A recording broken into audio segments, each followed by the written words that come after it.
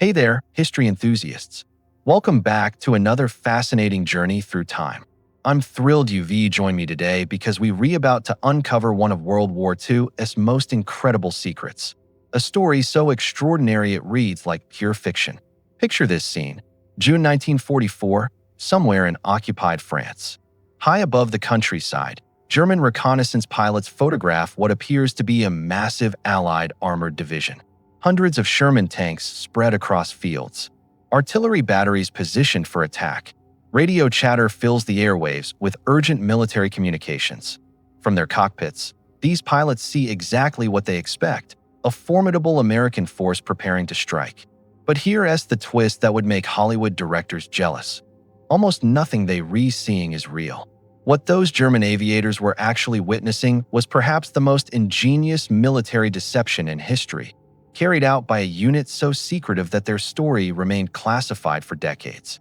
These weren't typical soldiers. They were artists, designers, actors, and sound engineers who traded paintbrushes for bazookas and theater stages for battlefields. If you love discovering these hidden chapters of history that textbooks never taught us, make sure to hit that subscribe button right now. Trust me, you won't want to miss the incredible journeys we take together. Here's my question for you.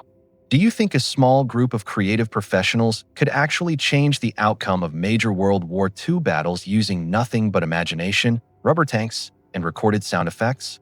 Let's find out together. To understand how artists became some of America's most effective secret weapons, we need to travel back to 1943. The war had reached a critical turning point, and Allied planners were wrestling with an impossible challenge. They were preparing the largest military operation in human history, D-Day, but success required more than just overwhelming force. They needed to make Hitler's armies look in completely the wrong direction. Traditional camouflage wasn't enough for an operation this massive. How do you hide the movement of millions of soldiers? How do you convince enemy commanders that your main attack is coming from somewhere it absolutely isn't? The scale demanded something revolutionary, something that had never been attempted before. The inspiration came from an unexpected source: British intelligence officer Dudley Clark, who had pioneered tactical deception in North Africa. His operations had successfully convinced German Field Marshal Erwin Rommel that entire Allied divisions were positioned in locations where only small units actually existed. Clark's techniques saved thousands of lives by forcing the Germans to spread their defenses thin, chasing phantom armies across the desert. American military leaders realized they needed their own masters of illusion. But where do you find soldiers capable of creating deceptions sophisticated enough to fool an entire enemy intelligence network? The answer came from the most unlikely place imaginable: art schools, advertising agencies, and Hollywood studios. In January 1944, the U.S. Army quietly activated the 23rd Headquarters Special Troops. That bureaucratic name revealed absolutely nothing about their true mission: to become the most unconventional military unit in American history. This wasn't just another collection of draftees. These men had been carefully selected for skills that traditional military training couldn't teach. Leading this extraordinary unit was Colonel Harry Reeder, a career officer who understood that modern warfare demanded modern solutions. Under his command were specialists like Lieutenant Colonel Clifford Simonson, an architect who would design elaborate fake military installations, and Major Charles Williams, whose expertise in radio communications would prove crucial for simulating entire Army networks. But the real magic happened at the enlisted level. Private Bill Blass would later revolutionize American fashion design. Private Ellsworth Kelly would become one of the world's most celebrated abstract artists. Staff Sergeant Art Kane would transform fashion photography. These weren't typical soldiers. They were creative professionals who brought skills that couldn't be found in any military manual. Their equipment was as unconventional as their backgrounds. The Ghost Army possessed inflatable Sherman tanks that looked absolutely authentic from a distance, but weighed about as much as a family car. They had massive speakers capable of projecting recorded sounds, tank engines, supply operations, radio chatter, across miles of countryside. They used sophisticated lighting techniques to create the illusion of bustling military activity during nighttime hours. Most importantly, they understood something that traditional military thinking often missed. Warfare is fundamentally about psychology. The key to successful deception wasn't simply creating fake equipment. It was crafting believable stories that enemy intelligence would accept without question. Every detail had to be perfect, from the tire tracks their rubber tanks would leave to the laundry hanging near their fake camps. The men even had to become actors in their own elaborate production. When visiting local towns and villages, they posed as members of real military units, wearing authentic patches and carrying forged identification. In French cafes and British pubs, they casually dropped carefully rehearsed information that would inevitably make its way back to German intelligence networks. Staff Sergeant Harold Lehner, who had worked in advertising before the war, understood the psychological principles behind this human element. People believe information when they hear it from multiple independent sources, he later explained. If 3 different soldiers in 3 different conversations mentioned that their division was at full strength, that became truth in the listener's mind. And truth travels faster than lies. By spring 1944, as Allied forces prepared for the invasion of Europe, the 23rd Headquarters Special Troops had completed their intensive training. They were ready to take their show on the road, though none of them fully understood how crucial their performances would become to the war's outcome. What happened next would test every ounce of their creativity, courage, and ability to maintain the greatest illusion in military history. While the Ghost Army was perfecting their techniques in training camps across England, they had unknowingly become part of the most elaborate lie ever told in wartime. Operation Fortitude South was the Allied master plan to convince Adolf Hitler that the main invasion of Europe would strike at Pas-de-Calais, not Normandy, a deception so sophisticated that it kept an entire German army waiting in the wrong place even after D-Day had already begun. The operation required creating a fictional army group so convincing that German intelligence would accept its existence without question. The first United States Army group, known as FUSAC, existed only on paper and in the imaginations of its creators. But to Wehrmacht commanders, it represented over 1 million Allied soldiers preparing to cross the English Channel at its narrowest point. At the heart of this grand theater stood General George S. Patton, America's most famous and feared tank commander. German generals respected Patton's tactical brilliance and naturally assumed he would lead any major offensive operation. So Allied planners made him the fictional commander of their fictional army group, reasoning that enemy strategists would believe the real attack must come wherever Patton appeared.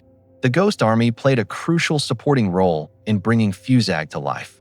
While Patton made carefully orchestrated public appearances in southeastern England, the 23rd Headquarters Special Troops created the physical evidence of this massive military buildup.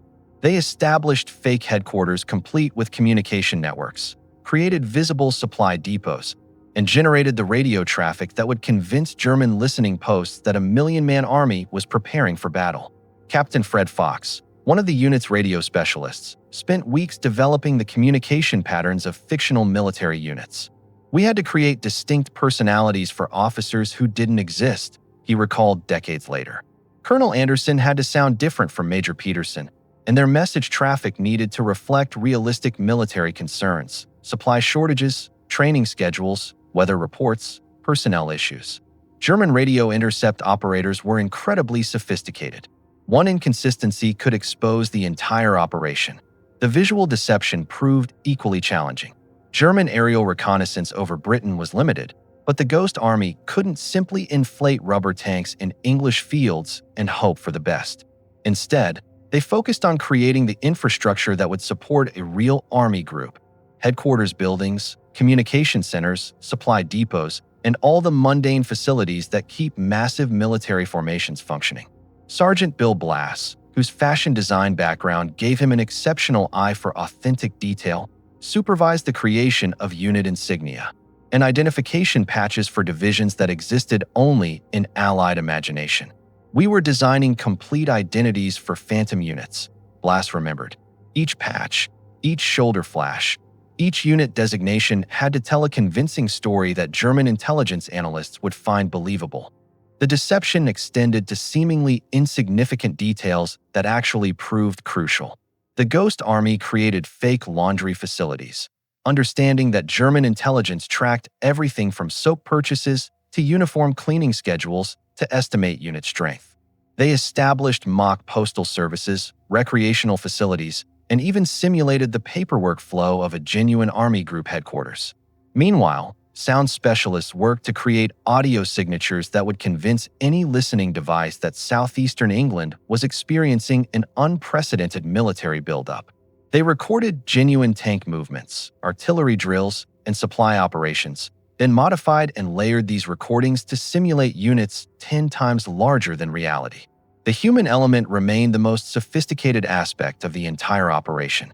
Ghost Army personnel, while maintaining absolute secrecy about their true unit, were trained to drop casual references to Fusag divisions when interacting with British civilians.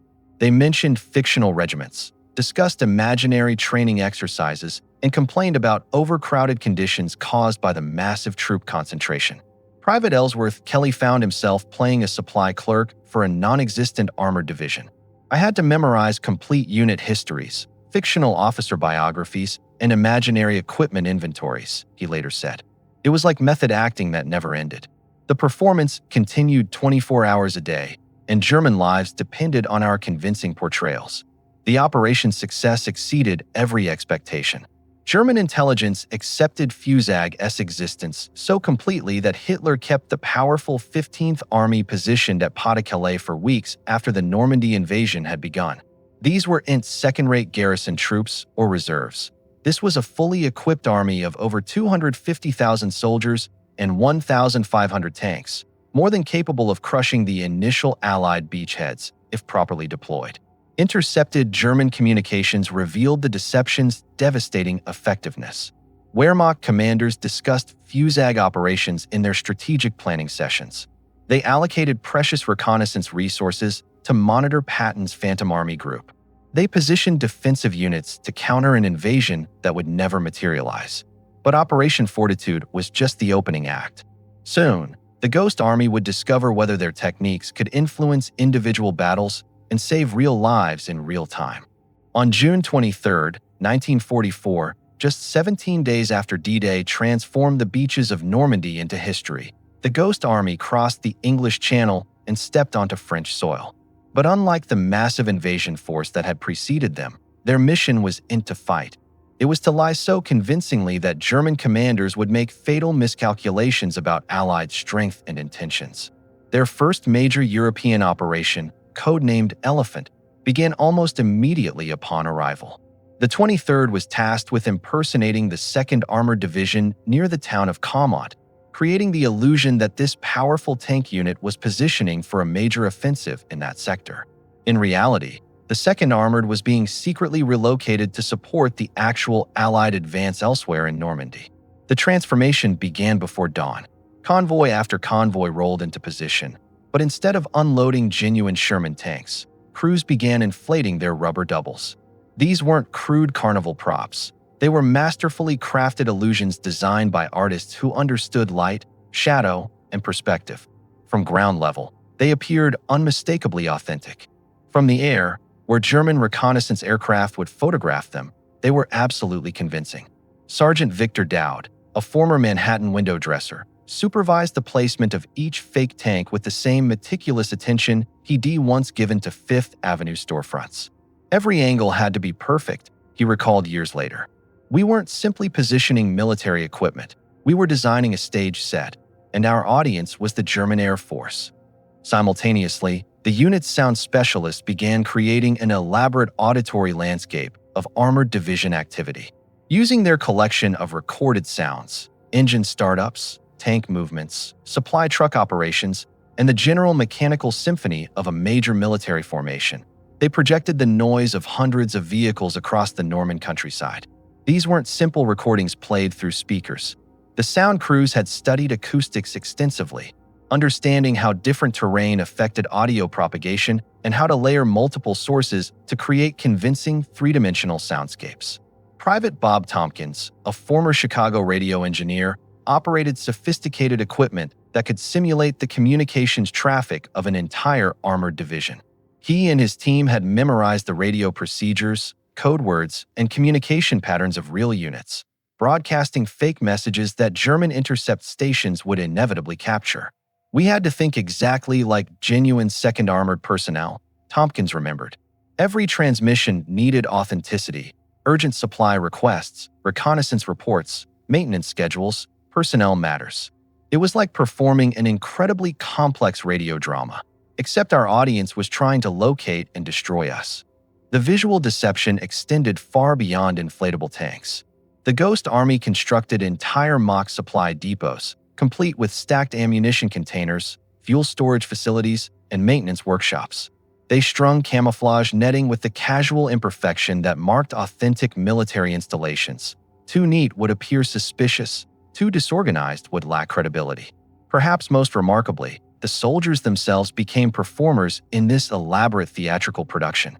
During off-duty hours, they visited nearby French villages and towns, casually identifying themselves as 2nd Armored Division members.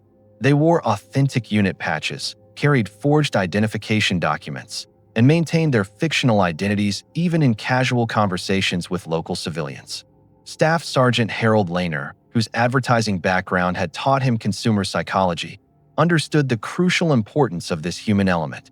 People believe information when they encounter it repeatedly from seemingly independent sources. He explained, if a French baker heard from 3 different American soldiers that the 2nd Armored was at full strength and planning offensive operations, that information became established fact in his mind. And established facts have a remarkable way of traveling through communities. The operation's success became apparent within just a few days. Intercepted German radio communications revealed that enemy commanders completely believed a full armored division was positioned near Khamad, precisely where the Ghost Army intended them to look. German artillery began systematically targeting the fake positions, wasting precious ammunition on rubber tanks and wooden supply crates. Luftwaffe reconnaissance flights increased dramatically over the area, pulling valuable resources away from locating genuine Allied formations. But Operation Elephant represented just the opening performance. As June transformed into July, Allied commanders realized they possessed something unprecedented in military history, a unit capable of projecting force without actually being there, of making enemies see divisions where only a few hundred men existed. More importantly, they had discovered that creative deception could directly influence tactical situations, potentially saving thousands of Allied lives by forcing German forces to prepare for attacks that would never materialize in locations where no real threat existed. The Ghost Army had successfully proven their revolutionary concept worked under combat conditions. Now they would be asked to perform on an even grander stage, in operations that would directly affect major battles and potentially alter the entire course of the war. Their next assignment would test not only their well-developed creativity, but their personal courage as they prepared to operate closer to active enemy positions than any deception unit had ever dared venture before. By August 1944, the Ghost Army had earned a formidable reputation among Allied commanders as miracle workers who could make entire divisions materialize and vanish at will. Their success in Normandy had proven that tactical deception could influence operational outcomes. But their next mission would determine whether creative illusion could directly affect individual battles, and whether their phantom armies could save real soldiers' lives in real time. Operation Cobra had shattered German defensive lines in Normandy, and Allied forces were advancing rapidly across France. However, Nazi resistance remained fierce at strategic ports and heavily fortified positions. One of the most challenging targets was the port city of Brest, where German forces had transformed harbor installations into what appeared to be an impregnable fortress. The German commander, General Hermann Bernhard Ramke, had positioned approximately 38,000 veteran troops in sophisticated defensive networks surrounding the city. These weren't demoralized garrison soldiers.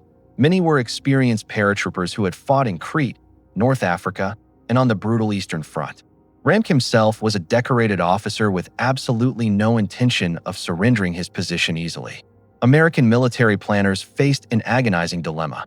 A direct assault on Brest would ultimately succeed, but casualties would be catastrophic. The city's defenders had constructed extensive bunker systems, systematically mined all approach routes, and positioned artillery to cover every conceivable avenue of attack. Intelligence estimates suggested that capturing Brest could cost thousands of American lives in brutal urban warfare. That's when military strategists remembered their secret weapon, the Ghost Army. Colonel Harry Reeder studied the tactical situation with the analytical mind that had made him successful in conventional operations and the creative thinking he learned from his artistic soldiers. The solution he proposed was audacious in its simplicity. Instead of concealing Allied strength, why not exaggerate it so dramatically that the German commander would conclude continued resistance was absolutely hopeless?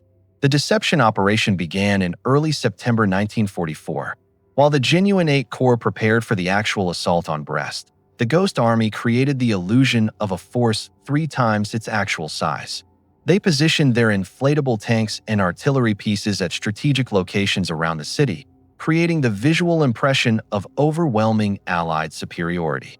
More importantly, they orchestrated a comprehensive psychological campaign designed to convince General Ramp that he faced impossible odds. Sergeant Art Kane, who would later achieve fame photographing rock stars and fashion models, found himself positioning fake artillery batteries with the same attention to visual composition he would later bring to magazine covers. Every gun position had to be placed where German observation posts would inevitably spot them. He remembered, "We weren't simply creating military installations. We were designing a psychological landscape intended to demoralize enemy defenders." The Ghost Army's radio operators worked around the clock, simulating communications traffic from multiple corps-sized formations. They broadcast fake supply requisitions for ammunition quantities that suggested an army preparing for sustained bombardment. They transmitted fictional reinforcement orders, medical preparations for massive casualty treatment, and logistical arrangements for operations far larger than reality. Private Bob Tompkins, now a veteran of multiple deception operations, had perfected the delicate art of fictional military radio communications. "We had to sound like genuine commanders planning real operations," he explained years later. Every transmission needed to contribute to our overall narrative, that American forces possessed overwhelming strength and were preparing for a systematic siege that would methodically destroy every German defensive position. But the operation's most innovative element was its direct psychological warfare component. The Ghost Army began broadcasting surrender appeals directly toward German positions, not with typical propaganda promises, but with detailed, militarily precise descriptions of the massive Allied force surrounding Brest. They described specific unit positions, artillery concentrations, and planned assault routes, all completely fictional, but presented with technical accuracy that suggested intimate knowledge of genuine Allied capabilities. Captain Victor Dowd supervised a particularly clever aspect of the deception campaign. His team created fake supply installations visible to German reconnaissance, but filled them with equipment that told a specific psychological story. Medical supplies suggested preparations for treating massive casualties on the German side. Engineering equipment implied plans for siege warfare that could continue for months. Ammunition stockpiles indicated artillery bombardments of unprecedented intensity and duration. "We weren't simply showing them our military strength," Dowd later explained. "We were demonstrating our patience and determination." The message was unmistakable. "We can resolve this situation the easy way or the difficult way, but either way, you're going to lose. The only question is how many of your soldiers die in the process." The psychological deception worked more effectively than anyone had dared anticipate. Intercepted German communications revealed growing desperation within Brest's defensive perimeter. Officers reported being completely surrounded by Allied forces far larger than their intelligence estimates had predicted. Morale began deteriorating rapidly as soldiers faced the prospect of hopeless resistance against apparently insurmountable odds. General Ramp found himself in an impossible strategic position. His intelligence officers estimated Allied strength at nearly 3 times its actual size. His own battlefield observations seemed to confirm massive enemy superiority in every category. Most critically, the psychological pressure of facing seemingly overwhelming odds began systematically undermining his troops' willingness to fight effectively. The breakthrough came on September 17th, when what should have been a prolonged, costly siege began collapsing with surprising speed. As 1944 drew to a close, the Ghost Army had established themselves as undisputed masters of military illusion. They had influenced strategic operations, affected individual battles, and saved countless lives through their creative deceptions. But their most perilous mission still awaited. an assignment that would place them directly in harm's way and test not just their ability to deceive, but their raw courage under enemy fire. By March 1945, Allied forces were preparing for the final push into Nazi Germany itself. The Rhine River represented Hitler's last natural defensive barrier, and crossing it would require every possible advantage the Allies could muster. German forces had concentrated their remaining strength along the river, creating defensive positions capable of turning any crossing attempt into a catastrophic bloodbath. General Omar Bradley, commanding the 12th Army Group, faced a classic military dilemma that had challenged generals throughout history. His forces needed to cross the Rhine, but German defenders had positioned artillery and reserves to counter any assault. The solution required misdirection on a massive scale, convincing enemy commanders that the main crossing would occur at one location while the real assault materialized elsewhere. Enter the Ghost Army, with their most dangerous assignment yet, Operation Viersen. The plan was elegantly simple and absolutely terrifying in its execution. The 23rd Headquarters Special Troops would simulate preparations for a major river crossing near the town of Viersen, approximately 15 miles north of the actual crossing site. They would create such a convincing display of Allied preparation and overwhelming strength that German commanders would shift precious reserves to defend against an attack that would never come. The danger was unprecedented in the unit's experience. Unlike their previous operations, which had been conducted well behind established front lines or in areas with minimal enemy activity, Viersen placed the Ghost Army directly across the river from active German positions. Enemy artillery could easily reach their fake installations. German patrols operated regularly in the immediate area. Most terrifyingly, the men would be working within range of enemy small arms, fire, and mortar attacks. Colonel Harry Reeder addressed his entire unit before the operation commenced. "Gentlemen," he said with characteristic understatement, "we've spent months perfecting the art of creating military illusions. Now we're going to discover whether we can maintain those illusions while people are actively trying to kill us." The operation began under cover of darkness on March 18, 1945. Truck convoys loaded with inflatable equipment moved through recently liberated German countryside toward positions that had been enemy-held territory just days earlier. The constant sound of distant artillery provided a sobering reminder that this wasn't another training exercise. This was warfare at its most immediate and potentially deadly. Sergeant Bill Blass found himself inflating rubber Sherman tanks, while German flares periodically illuminated the night sky above his position. Every sound our equipment made, the hiss of inflation pumps, the rustle of camouflage netting, the whispered conversations, seemed impossibly loud, he recalled. We were attempting to create the illusion of massive military preparation while simultaneously remaining invisible ourselves. It was like performing elaborate magic tricks while walking across a minefield. The technical challenges were enormous and completely unprecedented. The Ghost Army's established methods typically required daylight hours for visual deception effectiveness and relatively quiet conditions for their sophisticated audio techniques. But Viersen demanded continuous operation under active combat conditions, with constant enemy observation and the persistent threat of artillery bombardment. Private Art Kane supervised the positioning of fake artillery batteries, combining his artistic eye for visual composition with hard-won military experience about survival under fire. Every gun position had to appear authentic when viewed from German observation posts across the river. He remembered, but it also had to be positioned where our personnel could quickly reach cover if serious shooting started. We were essentially designing an elaborate stage set in the middle of an active battlefield. The unit's radio operators faced their greatest professional challenge yet. German signal intelligence units were monitoring Allied communications with desperate intensity, knowing that radio traffic analysis might reveal genuine invasion plans. The Ghost Army's fictional transmissions had to be more convincing than ever before, while operating from positions close enough to enemy forces that radio direction-finding equipment could potentially pinpoint their exact locations.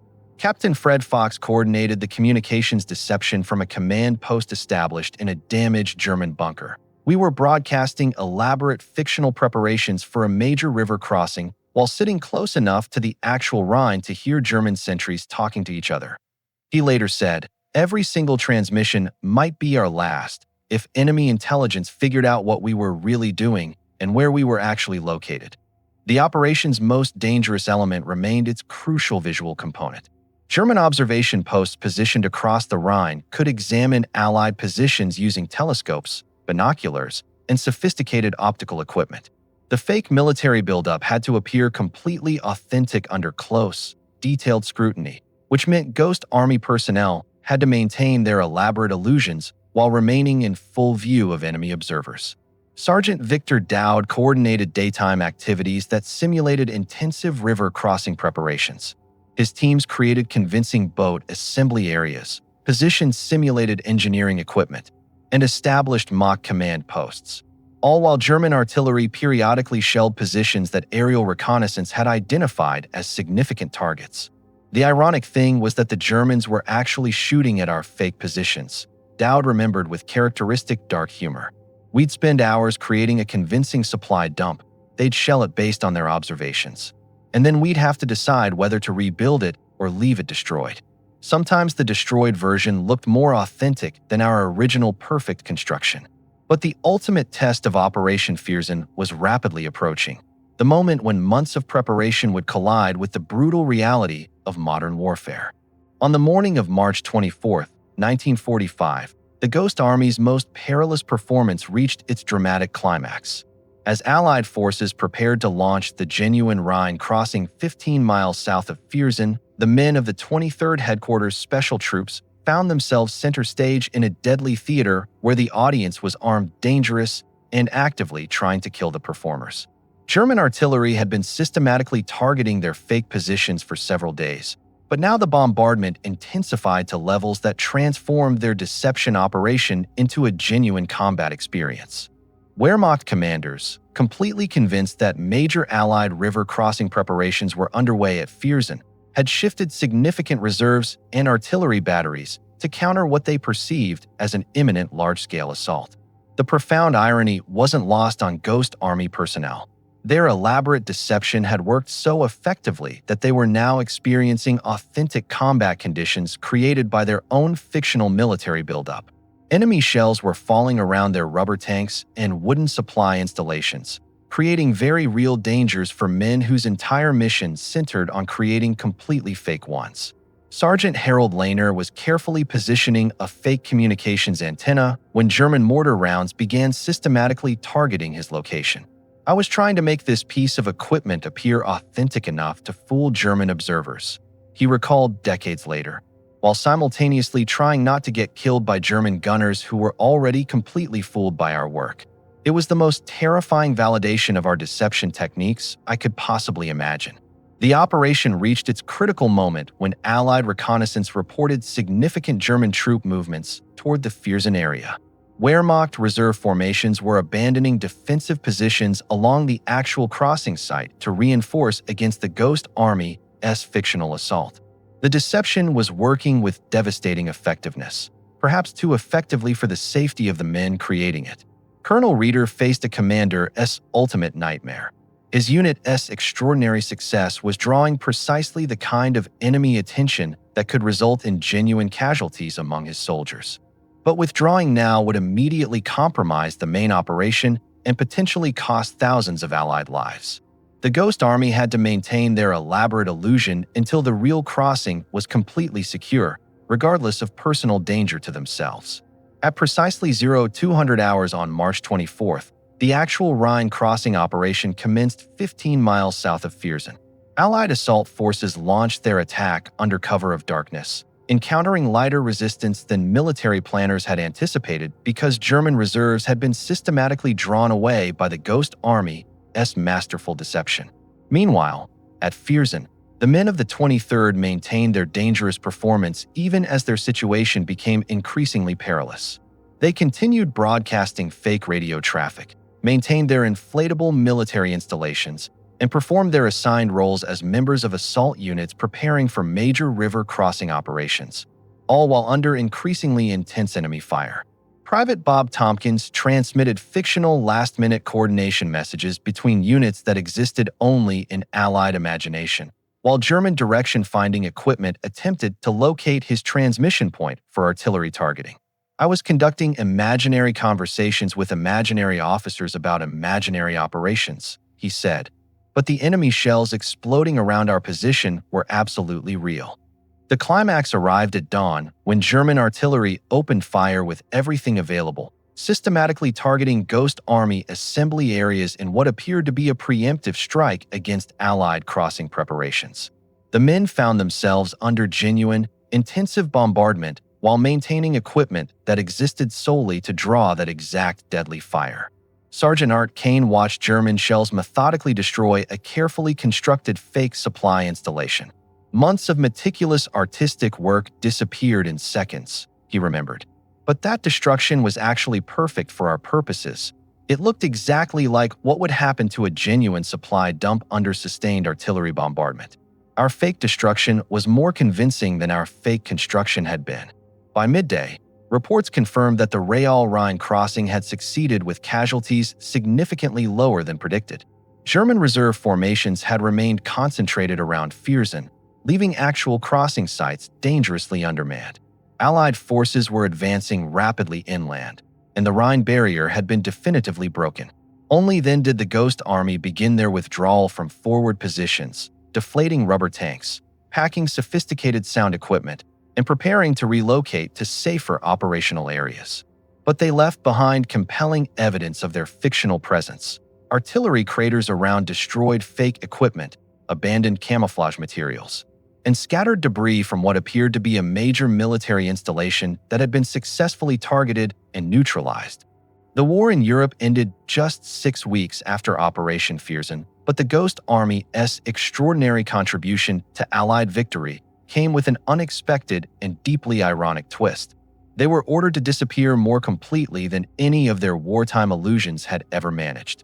The success of the 23rd Headquarters Special Troops had been so revolutionary, and their innovative techniques so potentially valuable for future conflicts, that Allied commanders made a fateful decision. The methods that had helped shorten World War II and save thousands of lives would remain classified, locked away in government vaults alongside the men's service records and official recognition of their contributions. For decades after Victory in Europe Day, Ghost Army veterans couldn't discuss their military service openly with anyone, not family members, not friends, not even other veterans. The elaborate deceptions they had created to fool enemy intelligence were replaced by an even more restrictive illusion: the official pretense that their unit had never existed and their missions had never happened. This enforced invisibility created profound psychological challenges for men who had participated in some of the war's most crucial operations.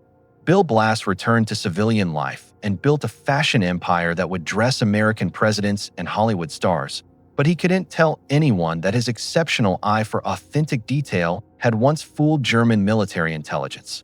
Ellsworth Kelly became one of America's most celebrated abstract artists, creating paintings that hang in the world's most prestigious museums. But the connection between his wartime deception work and his later artistic innovations remained completely hidden. Art Kane revolutionized fashion and music photography, capturing iconic images that defined American popular culture. But his most important photographs, the ones documenting fake military installations that had influenced major battles, remained classified in government archives. These men had potentially shortened World War II and definitely saved American lives, but they couldn't claim credit or even acknowledgement for their most significant professional achievements. The psychological impact was devastating and long-lasting. They had been trained to create convincing fictional narratives, and now they were forced to live within one, pretending that their most meaningful work had never occurred. They gathered occasionally at informal reunions, but even then they had to be careful about discussing specific operations or techniques that remained classified. It wasn't until the 1990s that Ghost Army records began gradual declassification, and not until 2019 that Congress finally awarded the unit America's highest civilian honor, the Congressional Gold Medal. By then, most original members had died, never receiving public recognition for their extraordinary wartime service. The long-term implications of their innovations extended far beyond World War II victory. The Ghost Army had fundamentally proven that modern warfare was as much about information control and psychological manipulation as about firepower and traditional military logistics.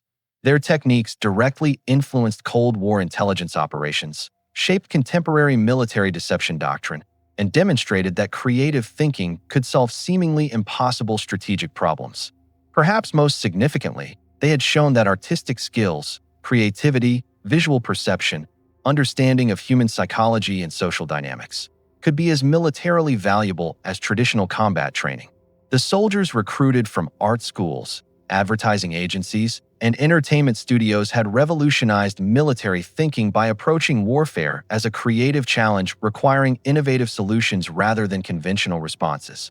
Today, military deception units exist in armed forces worldwide, using sophisticated digital technology to create illusions that the original Ghost Army could never have imagined. Cyber warfare, information operations, and psychological campaigns all trace their conceptual lineage directly back to those artists and designers who learned to inflate rubber tanks in French countryside during the crucial summer of 1944. But perhaps the most fitting tribute to the Ghost Army's legacy is that their greatest success remains somewhat mysterious even today. Military historians continue debating exactly how much their specific operations influenced individual battles, how many American lives their elaborate deceptions actually saved, and what alternative outcomes might have occurred if their missions had failed. They were, after all, the Ghost Army, masters of strategic misdirection who saved their most impressive disappearing act for themselves. The Ghost Army's story challenges everything we think we know about what constitutes valuable wartime service and effective military strategy. In a global conflict defined by massive armies, devastating weapons, and unprecedented industrial destruction, a small unit of creative professionals proved that imagination could be as powerful as ammunition, that artistic vision could be as crucial as military courage. These men didn't originally set out to revolutionize warfare or become strategic innovators. They were painters, designers, actors, and radio technicians who found themselves drafted into a conflict that desperately needed every skill America could mobilize. But when military planners gave them the unprecedented opportunity to apply their creative talents to combat problems, they discovered that the same innovative thinking that designed compelling advertisements or composed beautiful music could also deceive enemy commanders and save soldiers' lives. Their extraordinary success fundamentally challenges our traditional assumptions about what constitutes meaningful military contribution. We rightfully honor the courage of infantry soldiers, the skill of fighter pilots, the dedication of military medics, and the sacrifice of all who served in uniform. But the Ghost Army's legacy reveals that decisive victories can also emerge from rubber tanks and recorded sound effects, from carefully crafted lies and elaborate theatrical performances that never fire a single shot. Most importantly, their story demonstrates the transformative power of unconventional thinking applied to seemingly impossible challenges. Throughout military history, every major breakthrough, from ancient Greek fire to modern precision-guided weapons, has originated with someone willing to approach traditional problems using completely new methods. The Ghost Army took that innovative principle to its ultimate logical conclusion, asking not, how can we fight more effectively, but rather, how can we avoid fighting altogether while still achieving our objectives? In our current era of cyber warfare, information manipulation, and digital deception campaigns, the Ghost Army's fundamental lessons feel remarkably contemporary and relevant. They understood intuitively that controlling perception often matters more than controlling territory, that managing information flow can be more strategically effective than managing troop movements, and that sometimes the most powerful weapons are the ones that exist only in enemy imagination.